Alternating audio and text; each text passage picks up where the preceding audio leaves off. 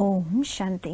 बाबा कहते हैं, बच्चे एकाग्रता की शक्ति को बढ़ाओ, क्योंकि समय अनुसार एकाग्रता की शक्ति की अत्यधिक आवश्यकता है। एकाग्रता की शक्ति वाला ही अचानक के पेपर में पास हो पाएगा। यदि अभी अभी पुरुषार्थ खत्म हो जाए तो आपकी रिजल्ट क्या होगी? देखो बच्चे, पुरुषार्थ इसी तरह अचानक ही खत्म होगा, और जिस बच्चे ने स्वस्थिति के आसन पर अर्थात ऊंच स्वमान में स्थित रहने का और बाप को अपने संग रखने का अभ्यास किया होगा, वो ही अचानक के पेपर में पास होगा। कई बच्चे सोचते हैं कि हम अचानक के पेपर में तो पास हो जाएंगे, परंतु अचानक का पेपर बहुत भयानक होगा। जिस बात में आप कमज़ोर हो, अचानक का पेपर उसी बात का आएगा, और वो समय स्वयं के साथ साथ बाप की याद भुलाने वाला होगा।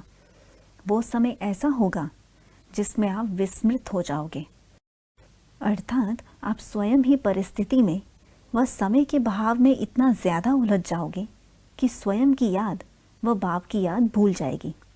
परंतु जो बच्चा अभी से ही अपने ऊंच स्वमान में स्थित होने की ड्रिल कर रहा है और साथ ही साथ अशरीरी बन अपने बाप के पास घर जाने का भी पुरुषार्थ कर रहा है, अर्थात जो स्वयं को आत्मा रियलाइज कर बाप के साथ सर्व संबंध जोड़ने का पुरुषार्थ कर रहा है, अर्थात बाप की श्रीमत पर चलने का 100% अटेंशन दे रहा है, वो ही बच्चा अचानक के पेपर में बाप की मदद से पास विद ऑनर बन पाएगा।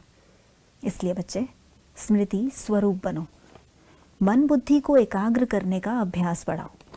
बाबा बार बार कह रहा है अचानक अचानक अचानक, तो इस बात की इम्पोर्टेंस अर्थात समय के महत्व को समझ, बाप की समझाने के महत्व को समझ पुरुषार्थ करो, अन्यथा बाप भी कुछ भी नहीं कर पाएगा।